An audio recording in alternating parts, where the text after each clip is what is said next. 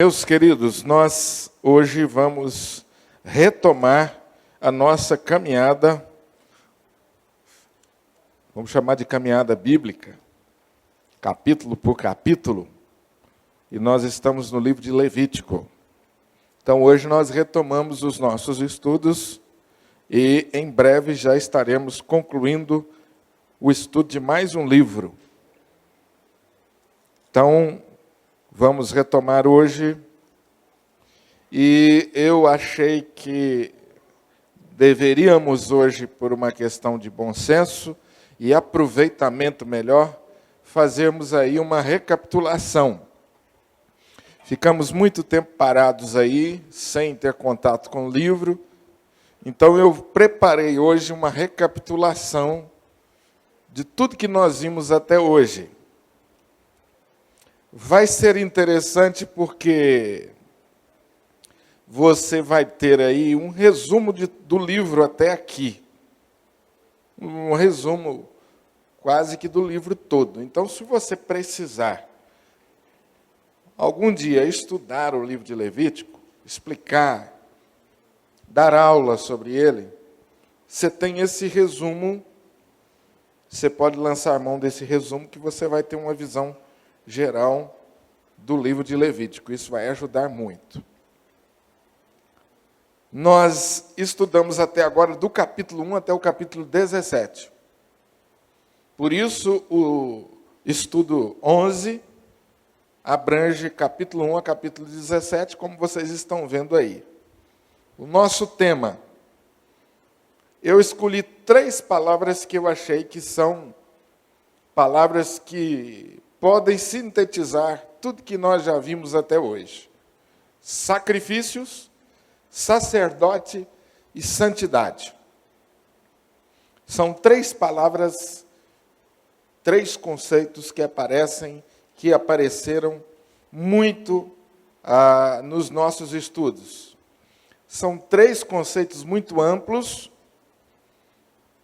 e que são tratados nesse livro. Se nós pudéssemos aqui, de novo, dividir o que nós já vimos até agora, nós poderíamos dizer, primeira parte nós vimos os sacrifícios, a segunda parte nós tratamos da instituição ou da ordenação dos sacerdotes, e a terceira nós falamos da santidade prática. São leis que Deus estabeleceu para todas as áreas da vida do povo, abrangendo todos os aspectos da vida do povo, e com essa obediência a essas leis, o povo então mostrava temor a Deus em todos os aspectos da vida. Nós vamos explicar isso um pouco mais na frente, mas eu estou apenas explicando agora para vocês por que desse tema. Você pode memorizar todo o livro de Levítico até aqui, capítulo 17, com essas 3 palavras. Alguém pode falar para você, ô Daniel, eu não entendo esse livro, do que trata esse livro? Com 3 palavras você explica tudo. Falou, esse livro trata na primeira parte do sacrifício, na segunda parte ele fala da instituição do sacerdócio, e na terceira parte de santidade de uma forma prática, geral. Tranquilo? Então, é um recurso para vocês memorizarem. Muito bem. Eu quero que vocês leiam comigo os textos básicos, para ficar bem gravado também. Os textos básicos. Deixa o Wesley distribuir folhas para todos. São muito bem-vindos, viu? Desculpe pedir vocês para sentar à frente, que vai ajudar vocês mesmos. São bem-vindos. Obrigado pela presença.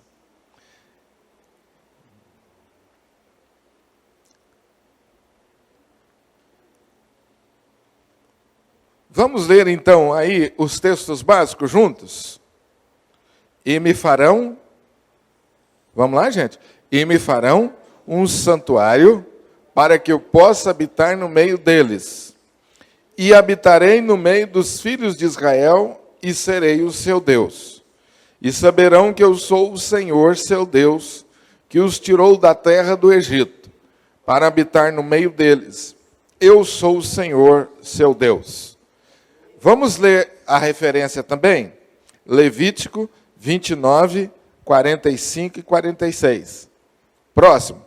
Eu sou o Senhor que os trouxe do Egito, a fim de ser o Deus de vocês. Portanto, sejam santos, pois eu sou santo. Levítico 11, 45. Por que eu coloquei o texto de Êxodo como texto básico? Vamos fazer uma perguntinha de recapitulação. Por que eu coloquei o texto de Êxodo, capítulo 25, versículo 45 aí, como texto básico? O versículo é: e me farão um santuário para que eu possa habitar no meio deles. Por que eu coloquei esse texto? Porque que esse texto é importante para que você entenda o livro de Levíticos. Pergunta boa, para tirar um 10. Respondeu essa pergunta, é 10 na prova. Por quê? Podem correr risco, não tem problema. Nós estamos aqui para aprender a Bíblia. Pode errar que não tem problema, só não pode deixar de tentar. Por que esse texto, essa palavra de Êxodo é tão importante para entendermos o livro de Levítico?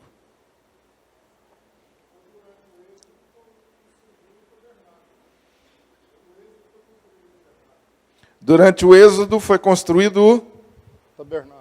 Pode responder no microfone mesmo. Tá ligado? Tabernáculo. Sim, e o que mais? Conclui. Você já tirou 5. Eu tirei 5. Você já passou. Só falta mais 5 agora para você tirar um 10. E agora faz a ligação com o Levítico. Deixei o cabelo na cerca, então. Deixou. Boa. Deixou o cabelo na cerca. Oi. No Levítico. Como que é? O povo fez um sacrifício em sair. Êxodo seria uma saída. O povo fez esse sacrifício. Vamos lá, Daniel. Deixa o Daniel tentar, porque... Como no Êxodo, durante o período do Êxodo, Deus ordenou, ensinou como fazia o tabernáculo, etc. E quando você propôs nós estudarmos Levítico, eu li esse livro. Rapaz, isso aqui, se você torcer, dá sangue para uma população todinha dependente de sangue. Certo. É muito sangue, é muito sacrifício. Certo. Então, acho que aqui, para que o povo não se esqueça, no Levítico, que eles têm que cumprir o sacrifício que eles aprenderam durante o período do Êxodo, não seria isso? Nota 6. Alguém quer ajudar o Daniel? Ele já passou de ano. Vamos lá, Cássio, para tirar 10. Não, eu acho que Tomás é para 0, viu? Não, tá nada. Vocês são bons alunos. Não, me fez lembrar que com o tabernáculo, Deus queria também criar, como é que falam, rituais, né, como o pastor colocou aqui em Levítico, né, sacrifício, sacerdote, santidade, para lembrar que esses rituais era para lembrar que eles estavam se relacionando com Deus, que é santo, mas nós não eram, as pessoas não são cheias de pecados. Certo. Então era para lembrar que, como se diz, por mais que o ser humano tente, ele não consegue se livrar dos seus pecados. Então tinha esses rituais de sacrifício. Muito bem. Tirou 6 também, passou. Você falou uma palavra-chave, você falou uma palavra que eu tenho repetido aqui, relacionamento. Então vamos lá. Olha bem o que o versículo diz. E eu disse para vocês, quando nós vimos esse versículo em Êxodo, que esse era um dos versículos mais importantes da Bíblia Sagrada. Por quê? Olha o que Deus está dizendo. vocês me farão um santuário para quê? O que Deus estava manifestando a eles claramente? O que Deus estava querendo claramente? Habitar no meio deles. Então esse texto, de uma forma muitíssimo clara, transparente, ele é Deus dizendo para o povo assim: eu quero habitar no meio de vocês. Então, gente, essa palavra habitar no meio de vocês, vocês vão encontrar correspondente dessa palavra em todo o restante da Bíblia, mas principalmente quando a Bíblia revela a pessoa de Jesus.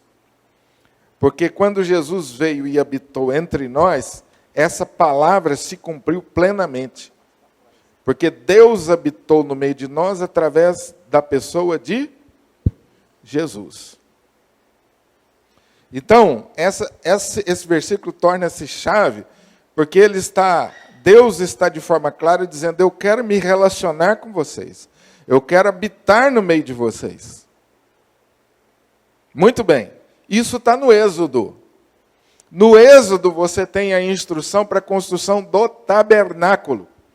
E no Levítico você tem a instrução de como o povo deveria se comportar no tabernáculo.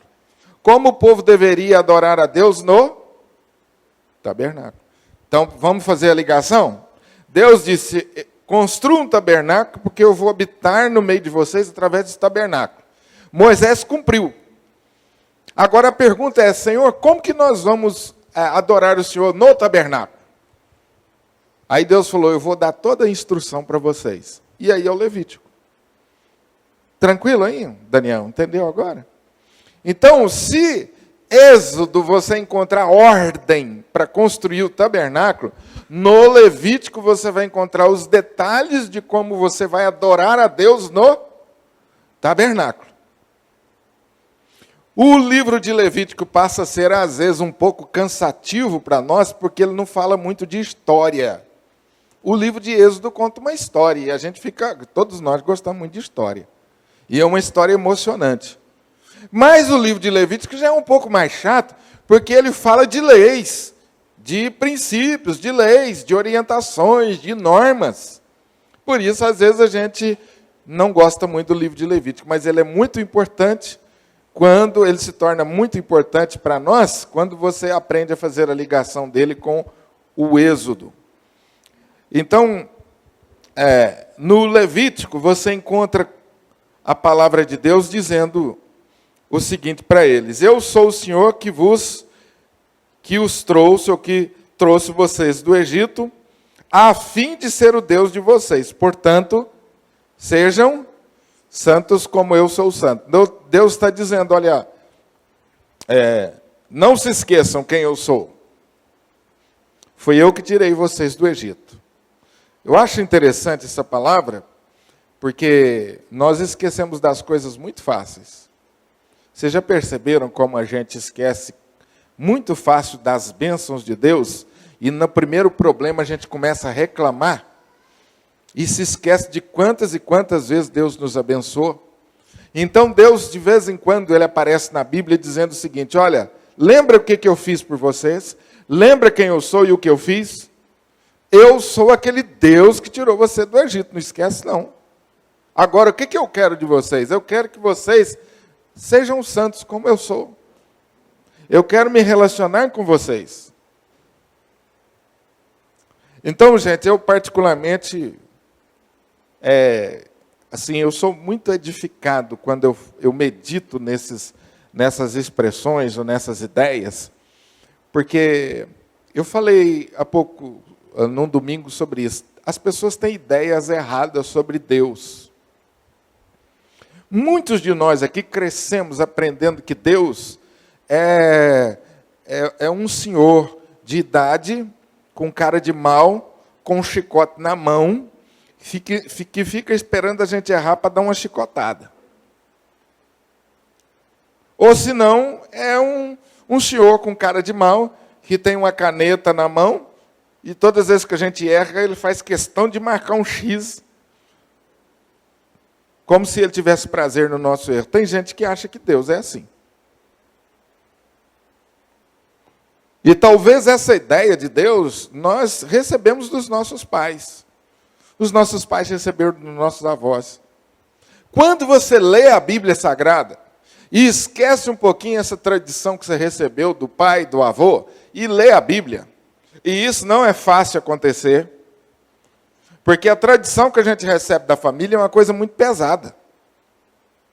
Tem muitos de nós aqui que, quando resolvemos estudar a Bíblia, a vovó não gostou. O vovô não gostou. Ei, você já vai virar crente? Que negócio é esse de Bíblia na mão? Depois que a pessoa, o vovô e a vovó vê que a Bíblia fez bem para você, ele até muda de ideia. Fala, que bom que você está na igreja, né, meu filho? A vovó percebeu que você está mais juizado. Mas até isso, a tradição que a gente recebe muitas vezes, ela dá uma anuviada. Ela atrapalha um pouquinho a gente olhar para a Bíblia e entender que Deus é esse que eu sirvo, que Deus é esse que a Bíblia fala. Então, o Deus que a Bíblia revela é um Deus que chegou para nós, pecadores, e vamos reforçar isso aí, né? Miseráveis, e falou assim, eu quero habitar com você. Olha que prazer, que privilégio enorme, que coisa maravilhosa. Eu quero morar com você. Eu não quero um relacionamento de final de semana com você, não. Eu não quero que você lembre de mim só na hora do aperto, não. Eu quero viver com você. E aí nós fazemos a pergunta a Deus, mas como que é viver com o Senhor? Como que é me relacionar com o Senhor? Porque relacionar com o ser humano a gente já sabe. Mais ou menos, né? A gente está aprendendo todo dia. Relacionar com as pessoas, Senhor, eu sei, mais ou menos como que é. Agora, com o Senhor, até porque o Senhor eu não vejo. Né? Eu me relaciono com a minha mulher, com o meu esposo, com os meus filhos, com os meus parentes, eu vejo. Mas o Senhor, como é que é me relacionar com o Senhor? Essa pergunta que eu levanto para vocês aqui hoje, esse povo fez também. Eles não fizeram, lógico, como eu estou fazendo, mas fizeram. Falou, peraí, Deus falou que quer habitar no nosso meio. Moisés, você construiu esse tabernáculo aí, todo bonito, todo organizado, e agora? Como que Deus vai vir até nós e como nós vamos falar com esse Deus? Como é que vai ser isso, Moisés? Então o Levítico vai ensinar para nós como nós vamos nos relacionar com Deus. Amém? Então, quando você lê o livro de Levítico, você tem que ter em mente que esse povo está saindo do Egito depois de quantos anos? 430 anos aproximadamente de escravidão. Esse povo está 430 anos numa terra estranha, numa terra que tem por religião o politeísmo, que é a adoração a muitos deuses. Um povo que não tinha padrão moral, um povo que não tinha padrão de relacionamento pessoal. Então, o povo de Israel ficou 430 anos assimilando essa cultura. É muito tempo, gente. E então Deus tira o povo do Egito, e esse povo agora pergunta assim, quem nós somos, afinal de contas? Estão me entendendo aí, irmãos? O povo tem uma crise de identidade. Quem nós somos? Porque depois de 430 anos no meio desse povo, nós já não sabemos mais quem nós somos. Quem é o nosso Deus? Qual é a nossa cultura?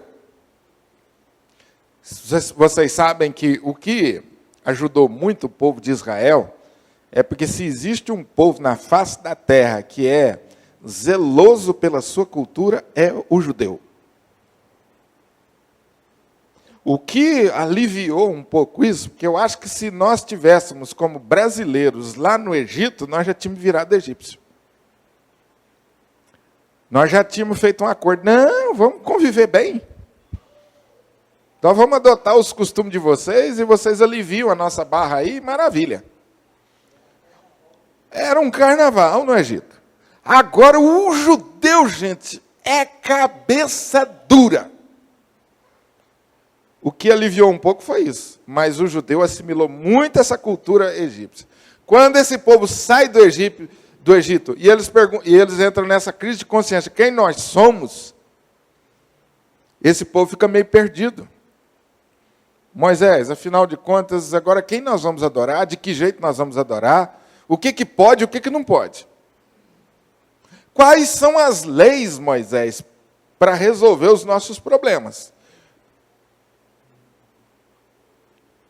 Tranquilo? Saíram do Egito, gente, imagina. Milhares de pessoas, cada um numa tenda. Aí você imagina a higiene desse lugar. Já parou para pensar? Higiene? Como é que seria? Coisa complicada. Como é que seria, por exemplo, o Daniel fez a tenda dele do lado da minha, mas ele já aumentou a tenda dele, que os meninos cresceram, chegaram. Agora eu acho que ele está invadindo o meu lugar. Porque a tenda dele cresceu, ele invadiu, ele está empurrando a minha tenda. E aí eu vou levar o problema para Moisés. Ele falou, Moisés, o Daniel está invadindo a minha tenda. Que lei que vai regulamentar isso? Você está entendendo, Daniel? Então esse povo, pensa nessa questão aí, esse povo entra, sai do Egito, então Deus chama Moisés e começa a dar leis a Moisés para regulamentar a vida do povo. Primeiro no aspecto religioso e também no aspecto social e no aspecto político. Por isso o livro de Levítico começa com 5 sacrifícios. O Daniel falou sobre sangue, e a ideia é essa mesmo, sangue e sacrifício. Por que que o livro de Levítico começa com 5 tipos de sacrifícios? E nós colocamos o título aí, o número 1. Jesus Cristo e as ofertas, ordem, diferença e significado. Você começa a ler o livro de Levítico e você vai deparar com 5 tipos de sacrifício que aquele povo deveria fazer. Primeiro sacrifício, holocausto. Podem ler comigo. Segundo, oferta de manjares. Terceiro, oferta pacífica. Quarto, oferta pelo pecado. E quinto, oferta pela culpa. Você tem aí 5 principais tipos de ofertas ou de sacrifícios que eles deveriam fazer. Preste atenção nisso que eu vou resumir para vocês, nós já estudamos isso. Todos os 5 tipos de sacrifícios apontavam basicamente para 2 coisas. Duas coisas. Quais as 2 coisas para os quais os 5 sacrifícios apontavam? Pergunta valendo 10 de novo. Opa, o Daniel já tirou 10 aqui na frente. Para o arrependimento e para Cristo. Primeiramente, os sacrifícios apontavam para a pessoa de Cristo. Segundo, o sacrifício apontava para o pecado do povo, o que levava o povo, o que deveria levar o povo ao arrependimento. Então, os sacrifícios, os 5 primeiros sacrifícios que o povo deveria repetir o ano inteiro, era para que entrasse na mente do povo o seguinte: nós somos pecadores e precisamos de um Salvador. Nós somos pecadores, nós somos tão pecadores que nós merecemos a morte. E se nós não tivermos um Salvador, nós estamos perdidos. E aí então o próprio sacrifício apontava para um Salvador. Quem era? Ou o que havia no sacrifício que apontava para o Salvador? Terceira pergunta importante. O que havia nesses 5 sacrifícios que apontava direto para a pessoa de Jesus?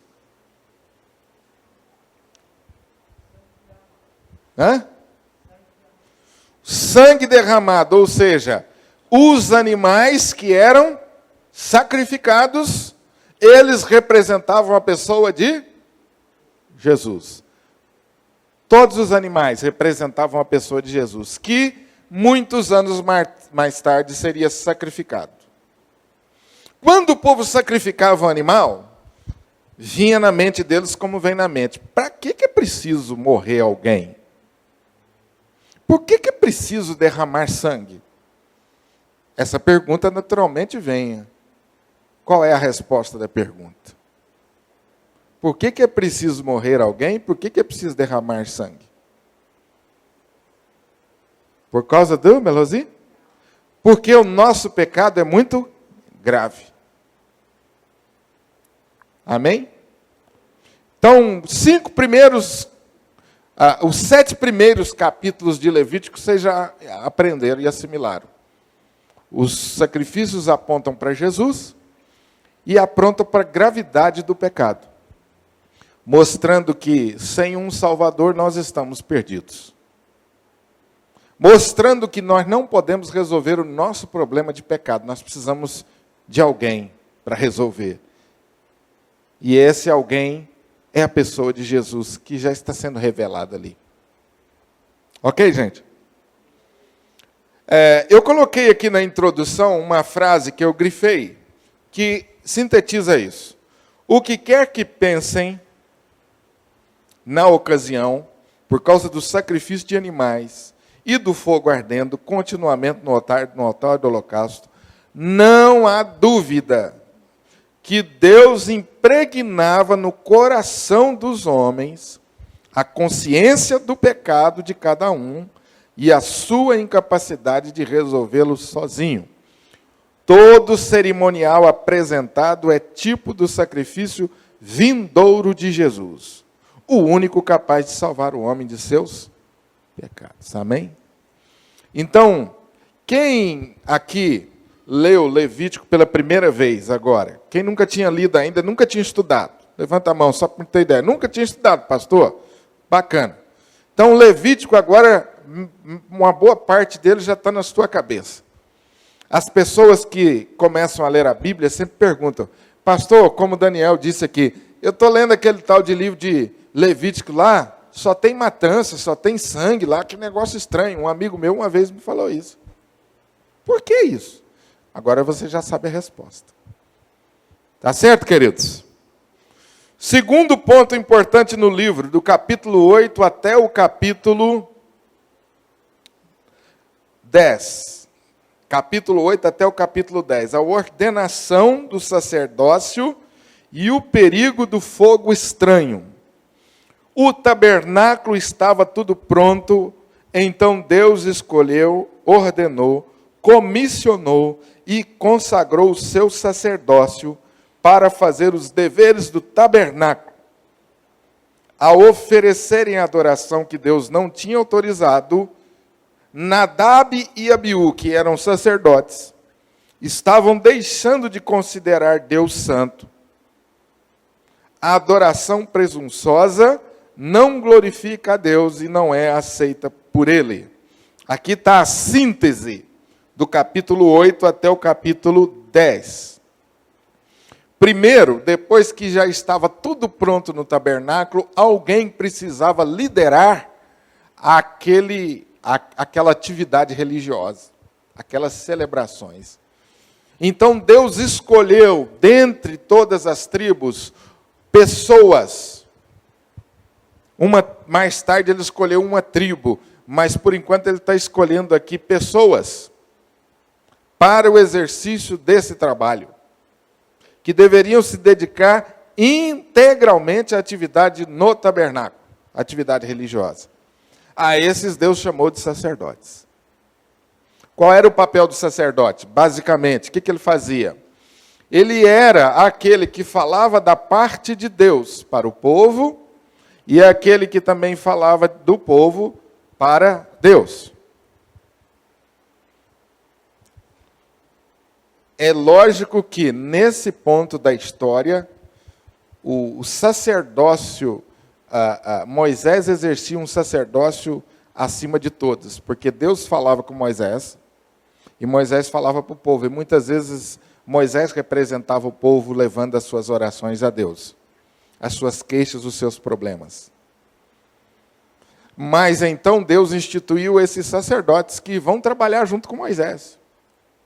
Vão trabalhar na liderança de Moisés. Né? E o primeiro escolhido foi Arão, irmão de Moisés. E os filhos de Arão, os sobrinhos de Moisés. Esses foram os primeiros escolhidos. Então, o sacerdócio, ele se revestiu de um significado muito importante. Porque aquelas pessoas que trabalhavam todos os dias ali, elas não poderiam ser qualquer pessoa. Precisava ser uma pessoa preparada. Precisava ser uma pessoa realmente dedicada. Uma pessoa que tinha consciência do que ele está fazendo. Aquele cargo não era um cargo que a pessoa assumia porque ele era amigo de Moisés, porque ele era irmão, porque ele foi indicado. Não, era alguém que Deus escolhia de forma especial. E capacitava, e planejava, e instruía, e comissionava para aquela função. Muito bem. Dentre esses, os sobrinhos de Moisés, Nadab e Abiú. E aí você tem um evento na história chocante. Qual o evento chocante? Nadab e Abiú, que, aliás, que nomes feios, né, gente? Não coloque esses nomes nos meninos, viu? Tá nome feio. Nadab e Abiú. O que eles fizeram, Cássio? Lembra? A Bíblia diz que eles ofereceram fogo estranho, ou seja, eles serviram a Deus ou fizeram o seu trabalho no tabernáculo fora da orientação de Deus. Eles fizeram do jeito que eles queriam. Eles não seguiram as instruções. Em sínteses gerais, o fogo estranho era isso. É quando eu resolvo servir a Deus ou vou adorar a Deus, mas eu quero fazer do meu jeito.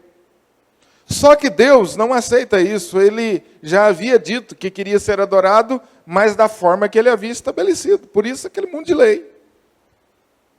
Mas Nadab e Abiú, talvez por displicência, talvez por arrogância, talvez por presunção, por achar que eles eram especiais, sabiam demais, então eles ofereceram o negócio de qualquer jeito. E aí então veio o castigo de Deus sobre eles. Qual era a lição? Deus estava ali mais do que falando, Deus estava gritando com eles. O que Deus estava dizendo? Não façam as coisas a seu modo. Façam as coisas a meu modo. Você quer ser servo de Deus? É bonito falar, né? Se eu sou servo de Deus, Deus é meu Senhor. É bonito falar. O que significa isso? Significa que eu vou obedecer a Deus em todas as coisas. Bonito de falar, mas é difícil de fazer.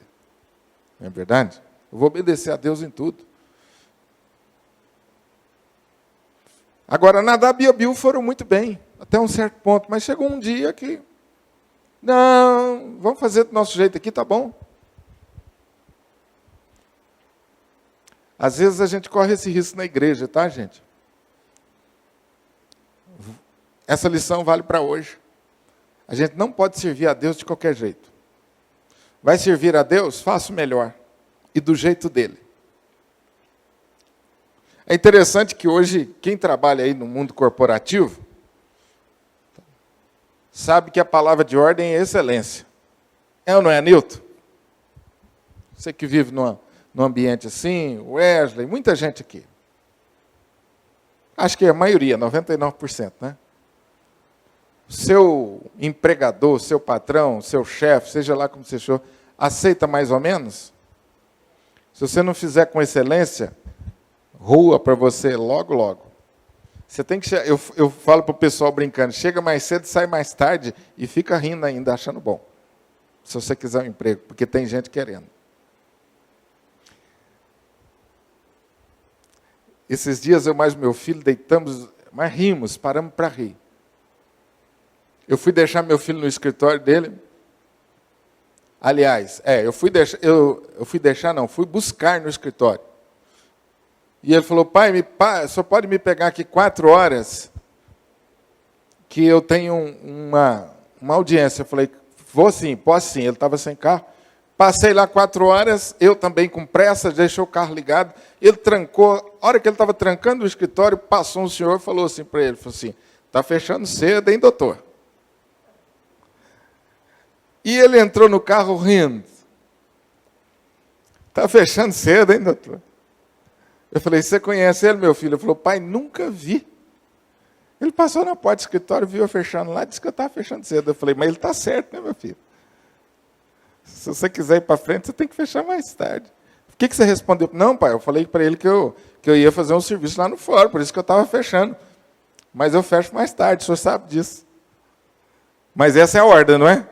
Fecha muito cedo, não. Tem que fazer com excelência, bem feito. Às vezes até demais, né, gente? Às vezes a exigência em cima da gente é demais. Mas por que eu estou falando isso para vocês? É porque às vezes a gente tem esse cuidado aí no mundo, mas nas coisas de Deus. Não é? Deus não vai cortar o salário, Deus não vai cortar o ponto, Deus não vai mandar embora. Então, né, Júlio? Eu queria cantar um hino na igreja. Você ensaiou? Não, para Deus está. Deus não está preocupado com a técnica, não. Já ouviu isso, Júlio?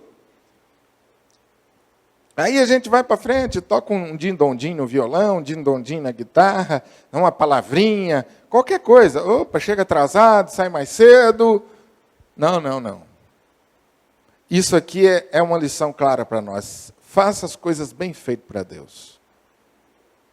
Tem um versículo em Jeremias que a gente tem até medo de repetir. Maldito aquele que faz a obra do Senhor relaxadamente. É muito pesado isso, não é, gente? Muito pesado. Não deixe de fazer, porque isso é pior. Porque tem gente que fala assim, não, pastor, já que o negócio é sério assim, eu não vou me envolver com isso, não. Deixa aí para outro. Aí é pior. Se Deus chamou você para uma missão, se Deus deu condição, faça. Agora, faça o melhor que você puder. O que nós devemos pensar sempre? Que Deus fez tudo por nós. Deus fez tudo por nós. Ele deu a própria vida. E o que Ele exige de nós? Pelo menos isso, o melhor, né? O que Ele espera de nós? Pelo menos que a gente faça o melhor. Perfeito nós não podemos fazer, mas nós podemos nos dedicar para fazer o melhor. Muito bem. Quando nós falamos em sacerdote, você pensa na pessoa do pastor, você pensa na pessoa do líder religioso, mas o Novo Testamento diz que sacerdócio agora somos todos nós. 1 Pedro 2,9. O que é que diz 1 Pedro 2,9? Vamos abrir a nossa Bíblia lá para ler? Esse texto nós precisamos ler juntos. Pedro 2,9. Alguns de vocês sabem de cor. 1 Pedro 2,9. Pastor, existe ainda a figura do sacerdote? Olha aí o que a Bíblia diz. 1 Pedro 2,9. Bom, está projetado aqui. Vamos ler ali? Vós sois sacerdócio real, nação santa, povo de propriedade exclusiva de Deus, a fim de proclamardes as virtudes daquele que vos chamou das trevas para. Vós, porém, esse vós aí são quem? Quem são essas pessoas? Nós. Todos nós. Vocês, porém, são o quê? Raça eleita. Agora vem a palavra, olha. Sacerdócio real. Nação santa. Povo de propriedade exclusiva de Deus com um fim, com uma finalidade. Proclamar as virtudes daquele que vos chamou das trevas para a sua luz. Amém? Cobrimos aí, então, até o capítulo de número 10. O primeiro parte fala sobre os sacrifícios, o segundo sobre os sacerdotes, e agora o terceiro item, ou terceira parte, as leis sobre a saúde integral e o dia da expiação. Eu vou andar um pouco mais rápido, até porque a gente já falou sobre isso no começo. No capítulo 11 agora, eu vou ler a introdução aqui que fica melhor. Ainda não passara um ano desde o Êxodo, e os padrões de vida do Egito, bem como suas práticas religiosas, ainda estavam vivos na mente dos israelitas. Assim sendo, era extremamente necessário que recebessem orientações pormenorizadas de comportamento em todas as áreas da vida. Lembra que eu falei isso para vocês aqui no começo? Eles já estavam, não tinha dado nem um ano que eles tinham saído do Egito, caminhando no deserto, e era necessário que eles recebessem orientações pormenorizadas sobre como eles deveriam se comportar na vida social e na vida religiosa. Olha aí, alguns itens. Imundícias dos animais. O que eles deveriam fazer com o animal morto, com as imundícias dos animais. Imundícias do parto. Orientações para a mulher, como que ela deveria proceder até no parto. Imundícias da pele. Imundícias de emissão. Aqui está falando de relacionamento sexual. Imundícias morais. Está falando do relacionamento moral entre as pessoas. Né? Falando aqui de cobiça, de adultério. O pai que, porventura, possuísse a filha que desejasse o pai, a irmã que desejasse o irmão. Esse tipo de coisa que para nós hoje é tão tranquilo, precisava ser regulamentado como lei. Ok? O que mais? Leis imundíssimas. Essas leis práticas visavam orientar a religião e a vida deles, para que permanecessem como nação santa e atingissem e habitassem a terra prometida. Agora veja esse próximo item que interessante.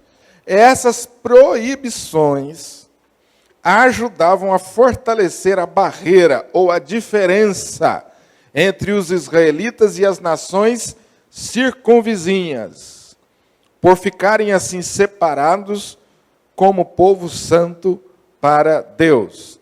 Havia menos probabilidade de se associarem com outros povos e aprenderem maus modos ou maus hábitos. Ficaria melhor aí. Ok? As nações vizinhas tinham costumes completamente fora dos padrões de Deus. Então a tentação era o povo o quê? Olhar para os povos vizinhos e falar, vamos fazer igual eles. Então, Deus estabelece essas leis para diferenciá-los dos outros povos. Uma coisa interessante aqui, comprovada pela ciência, pela história, pela arqueologia, pela antropologia.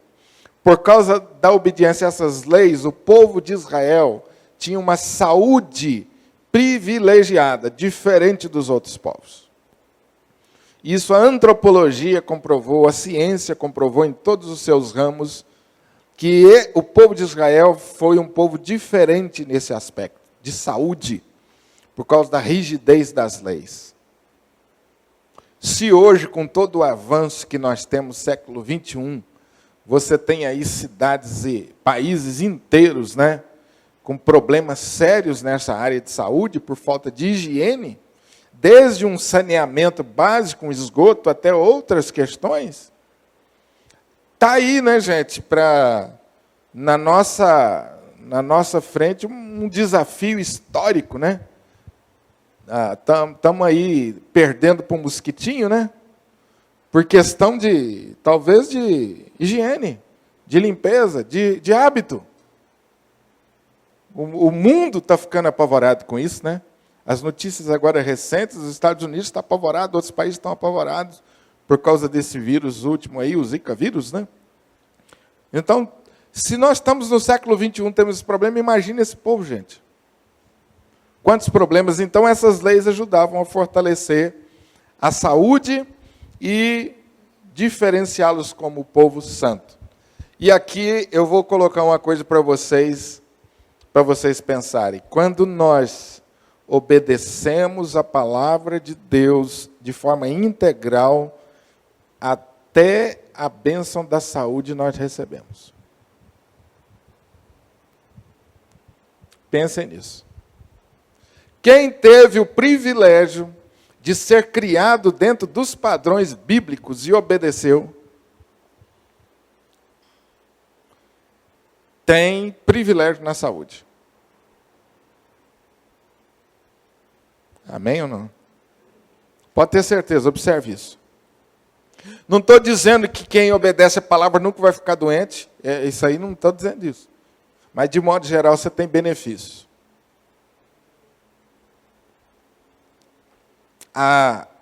Uma conduta moral adequada previne você de problemas de saúde. Uma vida regrada, uma vida com bons hábitos, previne você de doenças. Então, tudo isso é benefício da obediência a Deus. Dentro desse bloco de Levítico, você tem um capítulo importantíssimo, que é o dia da expiação. Esse capítulo é notável, pois contém as instruções para o dia mais importante de Israel. O dia da expiação é um dia para afligir a alma, com toda probabilidade com jejum, e não se permitira nenhum trabalho secular. O texto diz o seguinte: e o sacerdote fará expiação, espiará o santo santuário, também espiará a tenda da congregação e o altar, semelhantemente fará expiação pelos sacerdotes e por todo o povo da congregação. Vocês estão vendo aí que esse era um dia do ano em que Israel parava para junto pedir a Deus o perdão dos seus pecados e para purificar a si mesmo. Todo mundo. Desde o sacerdote até o altar, o lugar por onde ele oferecia os sacrifícios, até o último israelita, desde o mais velho e o mais novo. Vocês pensam, gente, que prática boa é essa, salutar.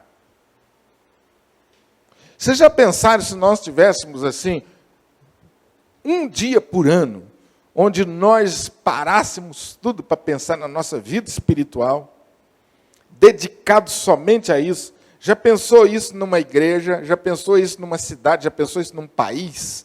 Aquele dia é o dia que nós vamos só pensar nas coisas espirituais, na nossa vida espiritual. Ninguém vai fazer nada. Interessante isso, né? Como poderia ser saudável. E como com certeza era. Qual era o propósito do dia da expiação?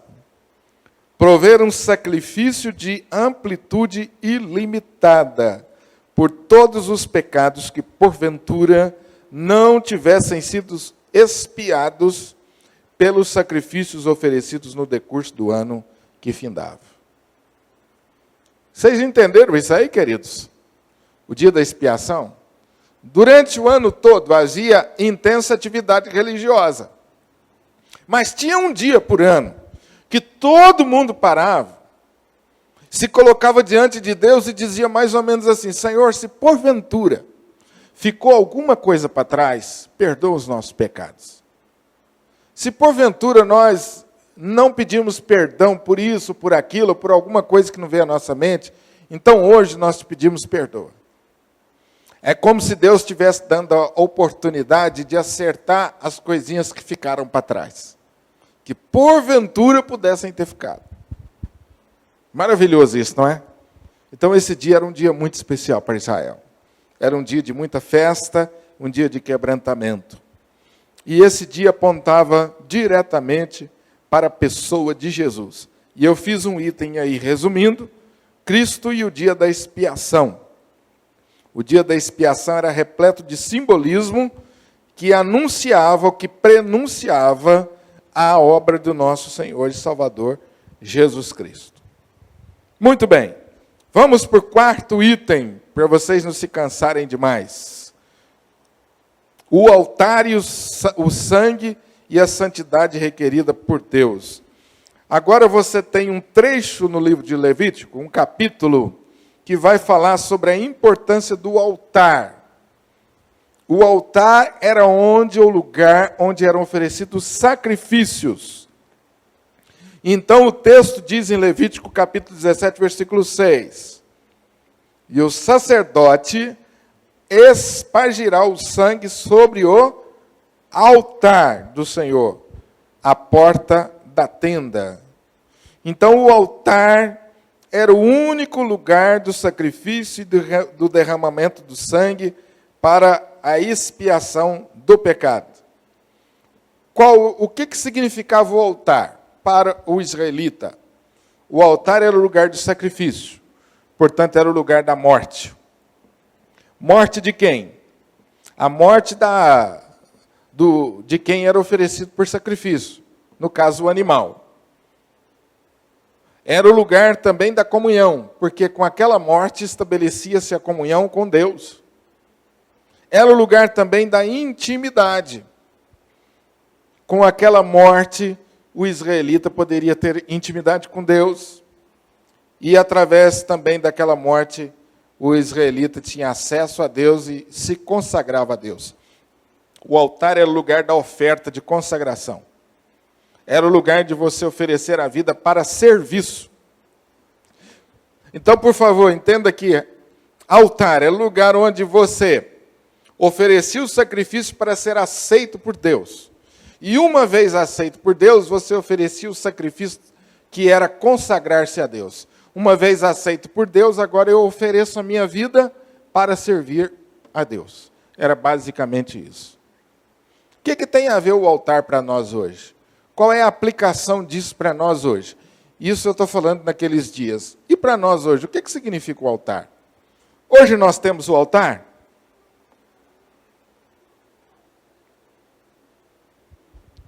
Olha o que diz os textos bíblicos. Então irei ao altar de Deus que é a minha grande alegria. Ao som da harpa, eu te louvarei, ó Deus, Deus meu. O pardal encontrou casa e andorinha para si, onde acolhe os seus filhotes. Eu, os teus altares, Senhor dos exércitos, Rei meu e Deus meu.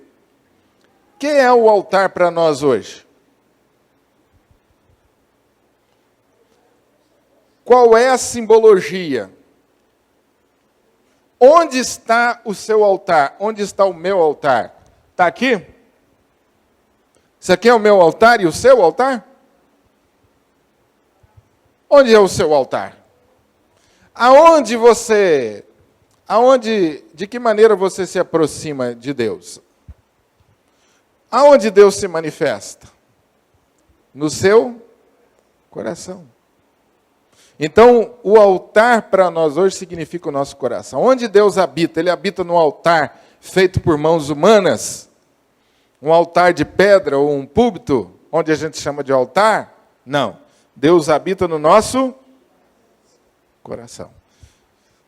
Em Atos dos Apóstolos, Estevão, a pregação de Estevão, muito claro, Deus não habita em templos feitos por mãos humanas. Deus não habita no lugar. Deus habita nas... O que torna esse lugar especial? É você habitado por Deus. Somos nós habitados por Deus. Aonde eu estiver, o lugar torna-se especial porque eu sou habitado por quem? Por Deus, porque você é habitado por Deus.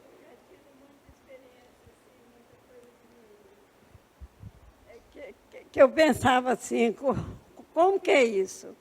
Então, Deus me mostrava, eu estou arrepiadinha. Então, Deus me mostrava. Parece assim, Deus me mostrava. Deus estava ali? Estava. Deus estava comigo. Ele é invisível, mas Ele está no meu coração. Amém. Tudo que eu Eu pensava, gente, às vezes eu ficava o dia inteiro pensando, eu fiz isso, como é que eu tive coragem de fazer isso? Eu pedia perdão o dia inteiro. Então, a gente tem que ter muito cuidado com a língua. Amém. Dona Luzia falou aqui de uma coisa que eu acho que é a experiência de todos nós. Às vezes você está... Pensa num lugar impróprio, você está na rua, no meio da multidão. Você pode buscar a Deus ali? Mas você não está na igreja. Será que é um lugar próprio? Você está lá trabalhando, Daniel, é um lugar próprio? Barulho. Pode buscar a Deus ali ou não? Deus está com você ali ou não? Claro que está. Claro que está. Então, por que o templo é importante, então? Porque aqui nós estamos juntos, é o lugar da gente se encontrar. E nós estamos com os mesmos objetivos. Um ajuda o outro. A comunhão, a nossa reunião, ela nos ajuda na caminhada cristã. E Deus disse que tem uma bênção especial quando nós estamos juntos com o mesmo propósito. Não precisa ser no templo. Só que nós precisamos de um lugar. Então, o templo é o lugar da nossa reunião. Mas eu poderia falar com vocês assim, gente, quarta-feira que vem nós vamos encontrar lá na Praça do Balvilela e nós vamos adorar a Deus. A bênção vai ser diferente? Deus vai estar de forma diferente? Não, mesmo Deus. Entenderam? A gente precisa respeitar o templo, mas também precisa desmistificar o templo. Deus não habita no banco, Deus não habita na parede, Deus não habita no púlpito, Deus não habita na gravata do pastor, na mesa de Santa Ceia, Deus não habita aqui não. Se você está pensando que Deus habita essas coisas, você está redondamente enganado. Ele habita aqui. Não adianta eu vir todo bonitinho. Se o meu coração não está na presença de Deus, a beleza exterior para Deus vai pegar muito mal. Muito mal. Então, o que Deus olha primeiro é o coração. Ali é o meu altar, é onde eu me sacrifico. Sacrifico o quê, pastor? O senhor falou que não tem mais sacrifício hoje. O que eu sacrifico no altar do coração? O meu ego. A vontade para mim mesmo, ali eu sacrifico. Esse sacrifício eu preciso fazer. Pois não, Cássio? Eu acho isso tão maravilhoso, pastor, assim, eu não sei se o meu raciocínio está um pouco equivocado, mas Cristo fala, acho que no livro de João, salvo engano, que ele faz oração para Deus Pai, dizendo para Deus que nós, né, os filhos de Deus, a igreja de Cristo, que a gente seja um com Cristo como Ele é com o Pai. Tamanha, se é que a gente pode usar a palavra intimidade, enfim, é como se fosse, na minha visão, é mais do que um relacionamento, sei lá, uma fusão, porque a vida de Cristo, né, o Espírito Santo de Deus habita em nós. Eu acho que assim, eu em particular, acho que a dimensão disso ainda, acho que a gente ainda não alcança, muito bem, porque não é um relacionamento simples de proximidade, é algo muito mais profundo, muito de mais... habitação. De morada. De conexão, enfim. Conexão 100%, usando a linguagem de hoje, né? Não é essa conexão da internet que a gente tem, que cai toda hora, não. Essa conexão 100%. É mais do que a fibra ótica. 100%, direto, energia ligada direto. Alguém queria falar mais alguma coisa? Vamos para a conclusão? Vou passar rápido. Conclusões e aplicações para a nossa vida até agora. Deus está presente no meio do seu povo e quer se manifestar. Quer tornar-se conhecido dos homens. Amém? Lembre-se disso, esse ponto é fundamental. A gravidade do pecado, suas consequências e a incapacidade do homem de salvar a si mesmo e de servi-lo com a perfeição que ele requer. Todas as vezes, meu amado irmão, que você abriu os olhos, Porque de olhos fechados ou dormindo vai ser difícil, né? Mas todas as vezes que você abrir os olhos e respirar, lembre-se disso. A gravidade do pecado e a incapacidade de se salvar. Mas, ao mesmo tempo, lembre-se de que Jesus Cristo morreu para resolver esse problema. Então, eu posso buscar a Deus. Não porque eu sou bom, não porque eu sou capaz, mas porque Deus morreu na cruz do Calvário por mim. Essa é a grande mensagem do Evangelho. Terceiro lugar, a natureza pecaminosa é o nosso calcanhar de Aquiles. Vocês conhecem bem essa lenda, esse mito, que reforça a vulnerabilidade dos homens. Essa fragilidade da carne foi enfocada pelo Senhor quando Ele disse: vigiai e orai, para que não entreis em tentação. Na verdade, o espírito está pronto, mas a carne é fraca. A Bíblia diz que todos nós somos pecadores, nascemos pecadores e vamos morrer pecadores. Isso é a nossa natureza. Nós temos a tendência para o pecado, muito forte. Se você for seguir a sua tendência ou a sua intuição, você sempre vai pecar e desagradar a Deus. Fazer um teste. Quando alguém pisa no seu calcanhar, sua tendência é dar um abraço nele e falar assim: eu te amo, você é uma maravilha. Hã? Quando você toma aquela fechada no trânsito, é a parte que eu mais gosto. Quando eu tomo a fechada no trânsito, ou quando tem um lá, muito devagar. Com a sua vontade é o quê? Que maravilha, né, você? Parabéns, né? Você é daqueles que enfia a mão na buzina. Então, a nossa natureza é sempre dar o troco, é o do pecado. E o que retém essa natureza pecaminosa? O que segura? O que te impede de ir às consequências disso aí? Só tem uma coisa, viu? Só Jesus na sua vida. Se você não clamar Jesus, você parte pus finalmente. Por isso que o senhor está aqui hoje e eu também. Por quê? Aí eu falei: não, mas hoje eu vou, Senhor. Tá certo. Aí vim lá. Você é nosso vizinho aqui. Mas eu cheguei com vontade de vir no culto, menos um pouquinho. Eu falei: eu vou no nome do Senhor Jesus. Amém. Tá bom demais. Quem não conhece é o nosso vizinho aqui, mas vizinho mesmo, agarrado aqui. De parede. Então, queridos, o livro de Levítico sempre nos faz lembrar que nós temos um calcanhar de Aquiles. E se a gente não vigiar constantemente, estiver em oração, a gente faz bobagem. E aí, mais tarde, a gente se arrepende para consertar. Então, a presença de Jesus é real. Ela nos livra do poder desse pecado. Deus, o Deus que está presente, conforme nós vimos, e que quer se manifestar, também quer a nossa consagração. Ter acesso a Deus e ser escolhido por Deus é um altíssimo privilégio. Você já agradeceu hoje porque Deus escolheu você para servir? Pastor, eu já agradeci muito a Deus por conhecer Jesus, por ter sido escolhido por Deus, por ser salvo. Agora tem a segunda parte que você precisa agradecer a Deus. Você foi salvo para ser uma bênção na vida dos outros. Essa é a parte que às vezes a gente esquece. Deus, muito obrigado, que se não fosse o Senhor, eu estava no inferno, já tinha feito um punhado de bobagem. Glória a Deus por isso. Agora não se esqueça que Deus te salvou, te abençoou, para você ser uma bênção na vida dos outros. Então acorde de manhã pensando nisso. Senhor, obrigado pela salvação. Agora, Senhor, me ajuda a ser útil na vida dos outros.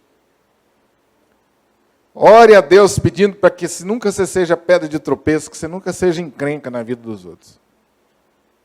Nós começamos esse desafio em casa, na família, no trabalho, na igreja, onde a gente estiver. Peça a Deus para você ser o tipo de pessoa que abençoa, que desenrola.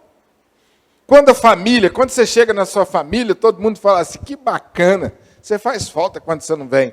Ou você é do tipo assim, quando você vai embora, a turma assim, graças a Deus. Tem gente assim. Nossa, o fulano é terrível quando ele chega. Que pena. Mas é bom quando a pessoa chega e a gente fala assim, ó, nós vamos crescer.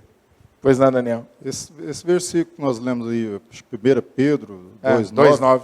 O 8 fala exatamente dessa pedra aí, ó. Porque, por isso que ele colocou aquele porém lá, vós, porém. Quer dizer, anteriormente eu estava falando da pedra de pedra. tropeço. Não seja pedra de tropeço.